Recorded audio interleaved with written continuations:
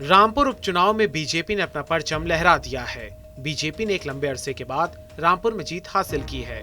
BJP के प्रत्याशी घनश्याम लोधी ने भारी मतों से सपा के प्रत्याशी आसिम राजा को हराकर सपा के गढ़ में उन्हें हराने का काम किया है और बीजेपी का वहां पर जीतना कहीं न कहीं समाजवादी पार्टी के लिए आने वाले 2024 के लोकसभा चुनाव में मुश्किलें बढ़ा सकता है। आजमगढ़ उपचुनाव के नतीजे घोषित हो जाने के बाद बीजेपी के लिए खुशी की खबर सामने आई है, जहां 2019 के लोकसभा चुनाव में बीजेपी को आजमगढ़ में करारी हार का सामना करना पड़ा था, तो वहीं दूसरी तरफ इन उपचुनाव में बीजेपी प्रत्याशी दिनेश लाल निरहुआ ने भारी मतों के अंतर से जीत हासिल कर सपा के किले को ध्वस्त करने का काम किया है। आजमगढ़ में उपचुनाव के नतीजों के लिए मतगणना शुरू होते ही सपा प्रत्याशी धर्मेंद्र यादव स्ट्रांग रूम की तरफ जाने लगे, लेकिन वहां पर मौजूद पुलिस के जवानों ने उन्हें रोक दिया, जिसके बाद धर्मेंद्र यादव की वहां पर मौजूद पुलिसकर्मियों और जवानों के साथ तीखी बहस शुरू हो गई। इस दौरान सपा प्रत्याशी धर्मेंद्र यादव ने ईवीएम मशीनों को बदले जाने का आरोप लगाया। धर्मेंद्र ने आरोप लगाया कि अंदर मशीनें बदली जा रही हैं और चुनाव हरवाने की प्रशासन साजिश कर रहा है। देश की राजधानी दिल्ली की राजेंद्र नगर विधानसभा सीट पर हो रहे उपचुनाव के नतीजे सामने आ चुके हैं। इस विधानसभा सीट पर आम आदमी पार्टी के नेता दुर्गेश पाठक ने जीत हासिल की है। इस विधानसभा सीट से आम आदमी पार्टी के नेता राघव चड्ढा के राज्यसभा जाने के लिए इस्तीफा दे दिया था, जिसके बाद यहाँ उपचुनाव हुए थे।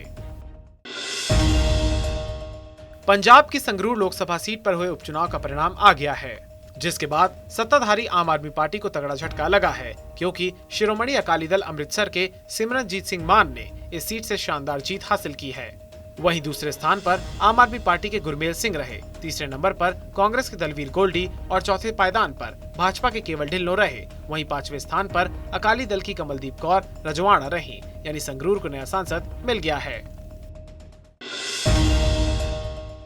मुख्यमंत्री योगी आदित्यनाथ के हेलीकॉप्टर की अचानक वाराणसी में इमरजेंसी लैंडिंग कराई गई।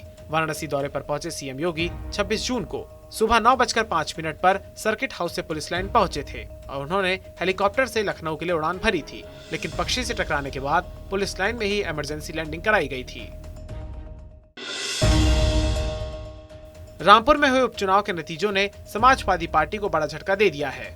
रामपुर जो समाजवादी पार्टी का गढ़ माना जाता रहा था और ये कहा जाता था कि रामपुर में सपा को हराना लगभग नामुमकिन सा है, उसी किले में सपा को हार का सामना करना पड़ा है और हार के बाद सपा प्रत्याशी आसिम रजा ने चुनावी प्रक्रिया पर बड़े सवाल खड़े कर दिए हैं। बीजेपी को 18,000 से जीतने को 20,000 से जीतने 22,000 से जीतने की पार्टी के लोग भी आ गए।